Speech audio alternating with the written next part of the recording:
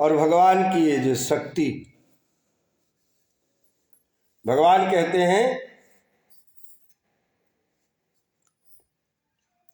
कि तानि चै कैकसः स्रष्टुमथार्नि भौतिकं संहत्य दैयोगेन हेममण्डपवासृजन्।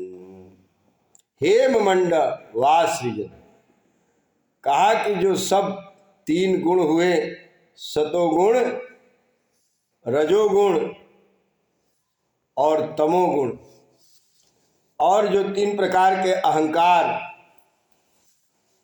और ये पंच महाभूत अग्नि, वायु, जल, धरती, आकाश, ये सब आपस में ऐसे मिले और मिलके एक सोने के अंडे का आकार ले लिए, स्वर्ण, लेकिन वो स्थिर था अंडा।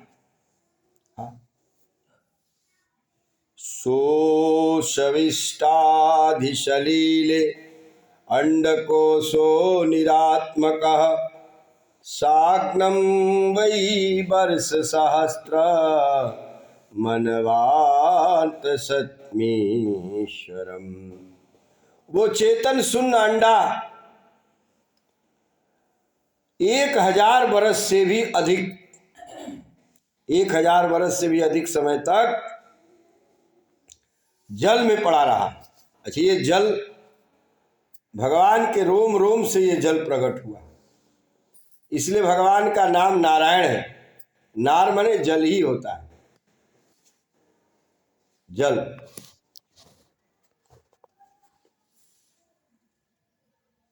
और 1000 वर्ष तक, अधिक समय तक वो अंडा उसी तरह पानी में पड़ा रहा, स्थूल इसी तरह। आगे मैत्रेय ऋषि कहते हैं कि तस्य नाभिरभूत पद्मं सहस्त्रकोरोदिति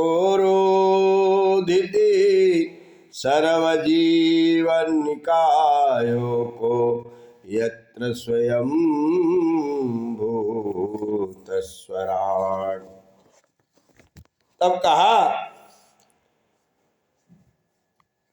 कि उसमें अधिष्ठित होने पर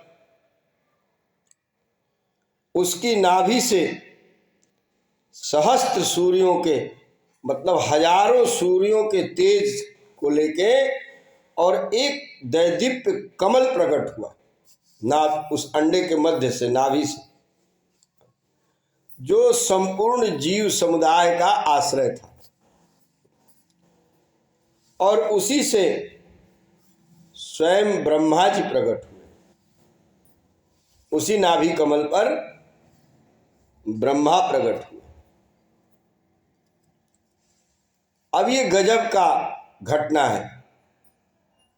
आपको विश्वास हो, विश्वास न हो, क्योंकि भगवान की लीला कथा में बड़ा मुश्किल से विश्वास होता है,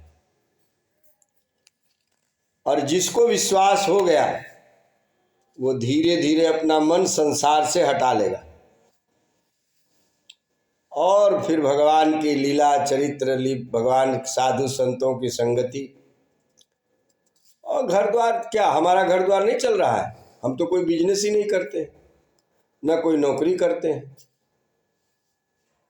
जहाँ सत्संग की कोई सूचना है वहाँ जाते हैं, कुछ मांगते भी नहीं है।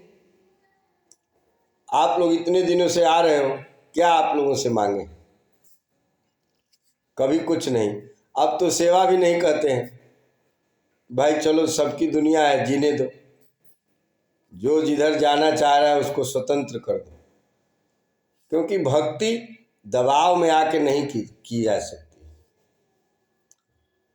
ये घटना बहुत बड़ी घटना है।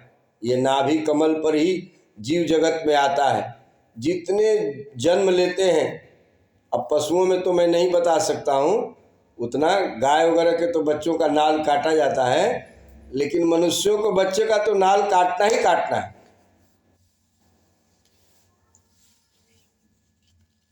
ये बड़ा रहस्यमय घटना है और ये हर दिन हम लोगों को देखने में आता है। किसी न किसी के घर जन्म हो रहा है और किसी न किसी के घर मृत्यु हो रही।